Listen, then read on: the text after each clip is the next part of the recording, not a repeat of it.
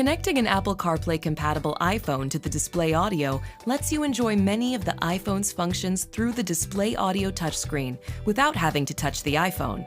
First, make sure your compatible iPhone has the latest software update. Plus, it's critical that the cable you use is a genuine Apple cable and that it's not worn or damaged. If ever you have problems connecting, have unexpected disconnects, or receive device not found or device not compatible messages, it's most likely due to an off-brand or damaged cable. Using the proper cable, plug the USB connector into the USB extension cable in the front console.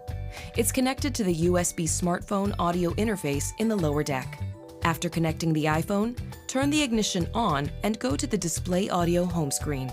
When you first use Apple CarPlay, a consent screen will appear before enabling CarPlay. After agreeing to the terms and conditions, select Enable Once, Always Enable, or Cancel on the display audio. When enabled, an Apple CarPlay icon will now appear. Touch the icon to display the menu of apps that can be used with the system. To return to the display audio home screen, touch the Honda icon. The easiest way to use the apps on the iPhone is with your voice through Siri.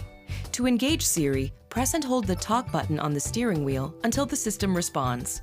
Siri will now remain engaged until you press the talk button again. You can now ask Siri to read your messages and respond to them by voice.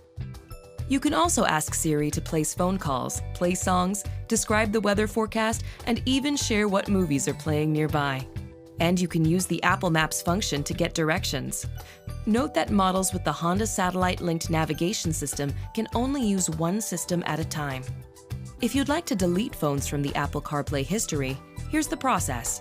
From the display audio home screen, touch Settings, and then select Smartphone. Select Apple CarPlay. From the list that appears, select the phone you want to remove. Then select Yes.